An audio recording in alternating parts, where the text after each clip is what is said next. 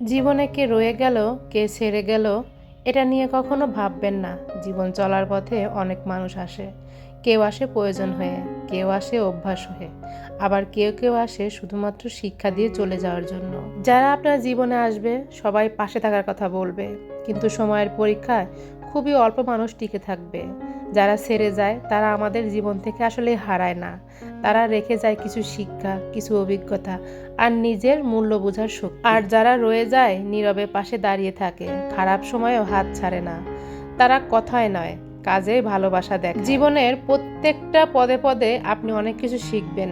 তাই জীবন থেকে যে চলে যায় তার জন্য কখনো কষ্ট পাবেন না, বরঞ্চ যে রয়ে যাবে আপনার সঙ্গে তার প্রতি কৃতজ্ঞ থাকাটাই সব থেকে বড় শান্তি। তাই কাউকে আপনার লাইফে জোর করে ধরে রাখার চেষ্টাও করবেন না। যে থাকার সে আপনার জীবনে নিজের ইচ্ছাতেই থেকে যাবে। আর যারা চলে যাবে তাদের প্রতি কখনো কোনো অভিযোগ রাখবেন না, কারণ সবাই আপনার গন্তব্যের সাথী হবে না। কেউ কেউ শুধু পথের গল্প হয়ে থাকবে।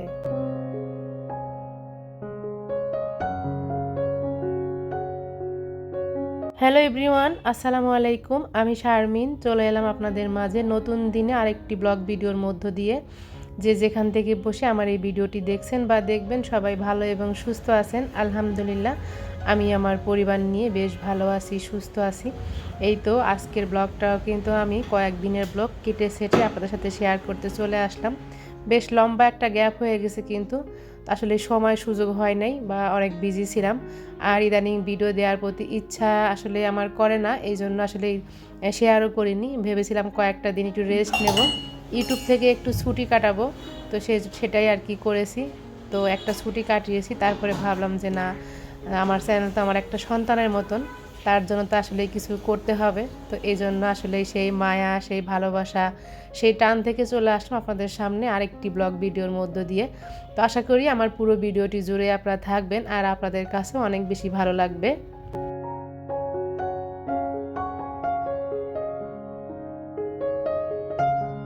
আর এই তো আপনাদের সাথে কথা বলতে বলতে কিন্তু অনেক কাজ গুছিয়ে নিয়েছি। সকালবেলা অনেকগুলো কাপড় চোপড় ভাঁজ করে নিলাম, তারপরে টেবিলটা ক্লিন করে এখন চলে আসলাম মেশিনে আবার কাপড় দেওয়ার জন্য। সারা দিনে আসলে এই দুইবার করে কাপড় ধোয়া হয়।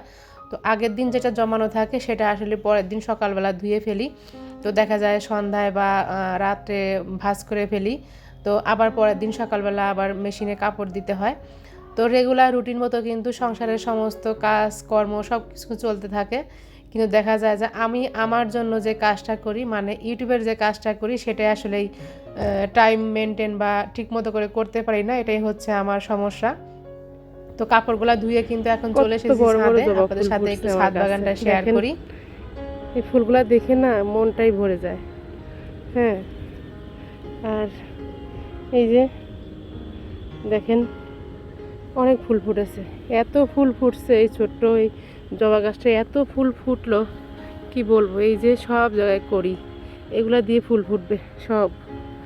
হ্যাঁ, সব জায়গায় করি এরকম। এই দেখেন কত করি আসছে। আর মাশাল্লাহ আমার লেবু গাছটা অনেক ভালো হয়েছে, অনেক। এখন লেবু ধরলেই হয়। কত কষ্টে যে গ্রামের বাড়ি থেকে এই লেবু গাছটা নিয়ে আসছিলাম, আল্লাহ, ব্যাগের মধ্যে করে। কাটা গাছ, আপনাদের ভাইয়া যে কত বকাবকি করেছিল তার ঠিক নেই। আর এই যে দেখেন এই স্নেক প্লান্টটা এখন এই যে ছাদে দেওয়ার পরে বেশ ভালোই হয়েছে, একটু ধুলাবালি হয়েছে, তারপরেও শান্তি আর কি। আর এই পাতাটা নতুন আসছে দেখতেছি, তো কিছুদিন থাক তারপরে নিয়ে যাব। আর এই যে আমার মিষ্টি কুমড়ার গাছ দেখেন অবস্থা, এটা সুন্দর হয়েছে। এটা আর কি কোন দিক দিয়ে যে এর বাওয়াই দেব বুঝতে পারতেছি না।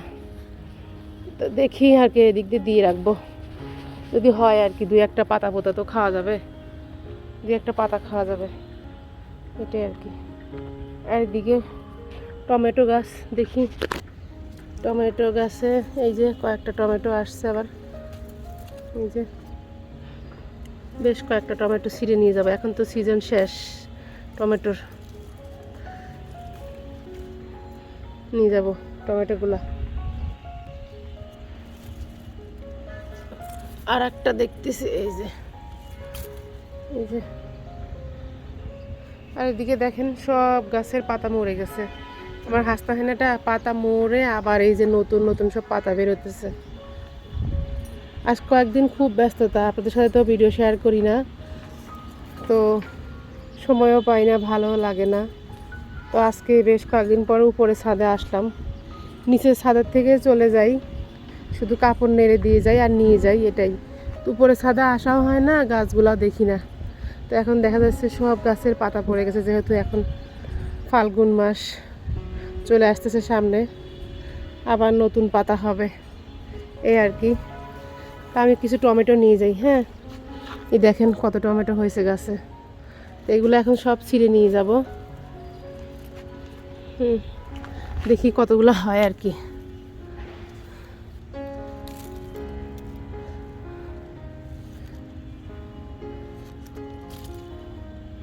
এই যে অনেকগুলো টমেটো হয়ে গেছে। ওই যে বললাম আসা হয় না, কয়েকদিন ধরে আসা হয় না, তো নিতেও পারি না। আমার ছেলেদেরকে বললে বুঝে না ওরা, যে কোনটা নিতে হবে আর কোনটা ছিঁড়তে হবে বা কোনটা রাখতে হবে। হ্যাঁ, অনেকগুলো টমেটো হয়েছে, দেখেন ওদের দেখাবো। ছিঁড়ে নিয়ে আগে। হ্যাঁ, ও মা, এক হাতে ছিঁড়তেছি, এক হাতে ফোন ধরা। হ্যাঁ, দেখেন অনেক বড় একটা টমেটো, দেখেন এটাও নিয়ে যাব, অনেক বড়। এই যে আর একটা পেলাম। আর এই গাছটাতে দেখতে পাচ্ছেন, এটাতেও কিন্তু অনেক বড় বড় জবা ফুল ফোটে। এটা হচ্ছে মানে ফুলের চারপাশে হলুদ বা কমলা কালারের, আর ভিতরের অংশ লাল, অনেক বড় বড় ফুল। তো ওইটা প্রথম ফুটেছিল, ওটা আর দেখার সৌভাগ্য আমার হয়নি।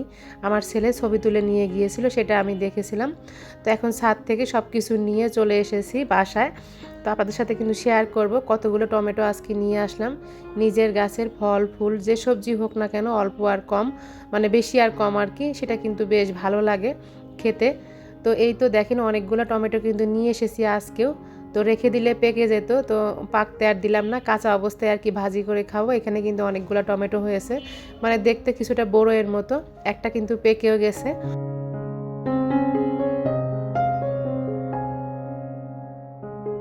আর এই তো এখন কিন্তু চলে এসেছি কিচেনে, রান্না করব। তো এখানে হচ্ছে কাতল মাছটা ভেজে নিচ্ছিলাম, আর হচ্ছে করলা ভাজি করে নেব। গ্যাসের যে অবস্থা, আসলে কিভাবে রান্না করব, কিভাবে খাবো। তো দেখা যায় এক বেলায় রান্না করা হয়, বিকালে নাস্তাটা আসলে ওইভাবে বানানো হয় না, বাহির থেকে কিনে আনা হয়। তো হয়তো মনে করি যে গ্যাসের দামটা অনেক বেশি। আসলে যে পরিমাণ দাম বেড়েছে, মানুষ কিন্তু না খেয়ে নেয়, সবাই কিন্তু রান্না বান্না করেই খাচ্ছে। বিশেষ করে যারা আমরা গ্যাস সিলিন্ডার ইউজ করি আর কি, তাদের জন্য আসলে সমস্যাটা বেশি। আর যারা লাইনের গ্যাস ইউজ করে তাদের কথা আসলে ভিন্ন। তো দেখা যাচ্ছে যে আমরা কিন্তু যেভাবেই হোক ম্যানেজ বা মেনটেন করে ফেলছি। তো মানে যেখানে হয়তো বেশি বেশি করে সব কিছু তৈরি করতাম, সেখানে একটু রান্না বান্নার চাপটা কম বা খাওয়া দাওয়া একটু কম করি, তারপরেও কিন্তু কম হয় না, দেখা যায় সেই পরিমাণ বেশি হয়ে যায় আর কি। তো কিছু তো আর করার নাই, জানি না সামনে তো রমজান আসছে, তো গ্যাসের দাম কমবে কিনা। আমি দেখা যাচ্ছে যদি মানে দুইটা আইটেম রান্না করি দুপুরবেলা, তো বিকালের নাস্তাটা আর তৈরি করা হয় না। আগে তো বাচ্চাদের এটা সেটা তৈরি করে দিতাম, এখন সেটাও দিতে পারি না। তো দেখা যায় বাহির থেকে কিনে আনা হয়, এই হচ্ছে অবস্থা। আর ওভেনে গরম করে নেই, প্রচুর পরিমাণে ইলেকট্রিক জিনিস ব্যবহার করা হচ্ছে, মানে কি বলবো আর কি। আর সব সময় সারা বছরই তো ইলেকট্রিক কেটলি ইউজ করে থাকি। তরকারিতে বা ভাতের মধ্যে গরম পানি দিলে দেখা যায় কি গ্যাসটা একটু সাশ্রয় কম হয় আর দ্রুত রান্না হয়।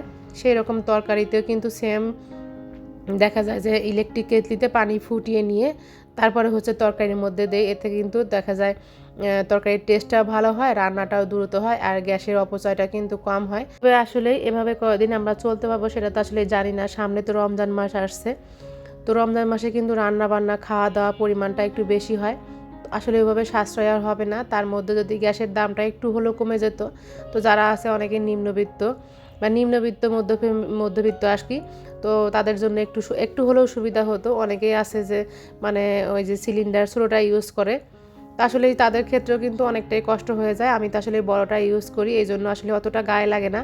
তো দেখা যায় 2 মাস চালাতে পারি। তো যেদিন থেকে আসলে গ্যাসের দামটা বেড়েছে শুনতে পেয়েছি, তখন থেকে কিন্তু ইলেকট্রিক চুলাটার উপরে বেশি নির্ভর করছি, বা ওভেনে। আগে যেমন রাত হলে দেখা যেত তরকারিটা চুলায় গরম করতাম, এখন কিন্তু সরাসরি ওভেনে দিয়ে দিচ্ছি গরম করার জন্য। তো ওভেন কিন্তু বেশি ব্যবহার হচ্ছে।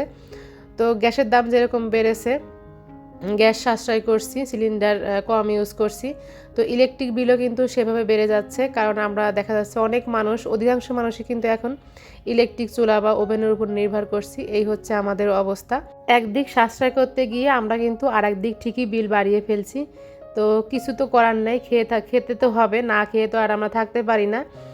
তো যাই হোক, এই তো কথা বলতে বলতে রান্নাটা কিন্তু কমপ্লিট হয়ে গেছে, আর কাউন্টার টপের উপরটা কিন্তু এখন মুছে পরিষ্কার করে নেব।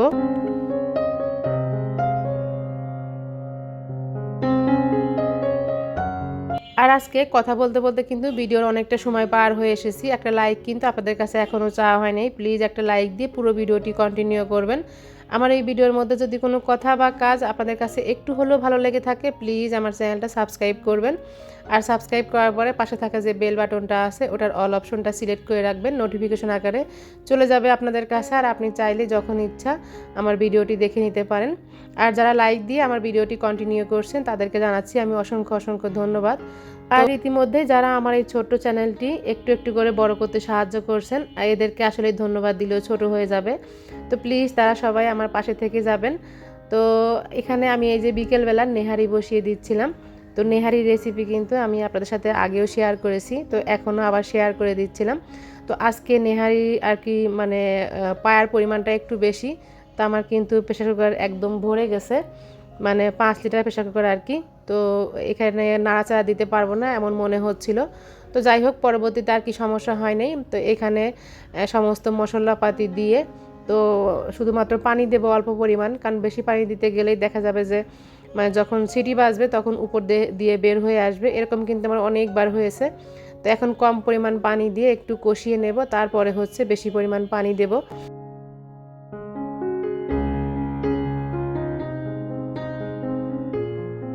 আর সব থেকে বড় একটা বিষয় হলো, আমি যখন সকালবেলায় গরুর পায়াটা বের করে রেখেছিলাম ফ্রিজ থেকে, তখন কিন্তু আমার ব্রেনে একটুও কাজ করে নাই যে গ্যাসের দাম বেশি বা এই নেহারি রান্না করতে গেলে 2 থেকে 3 ঘন্টা সময় লাগবে, তো আমার অনেকটা গ্যাস অপচয় হবে বা ফুরিয়ে যাবে। ওই চিন্তা কিন্তু কখনোই মাথায় আমার আসে নাই। তো যাই হোক, মানে দাম কম আর বেশি খেতে তো হচ্ছে, আগের মতোই কিন্তু খাই, কিন্তু দেখা যাচ্ছে কি ইলেকট্রিক চুলাটা বেশি ইউজ করা হচ্ছে, এই হচ্ছে আর কি অবস্থা। তো কোনো পরিবর্তন নাই আর কি। তো এখানে অল্প পরিমাণ পানি দিয়ে তারপরে হচ্ছে বসিয়ে দিয়েছিলাম।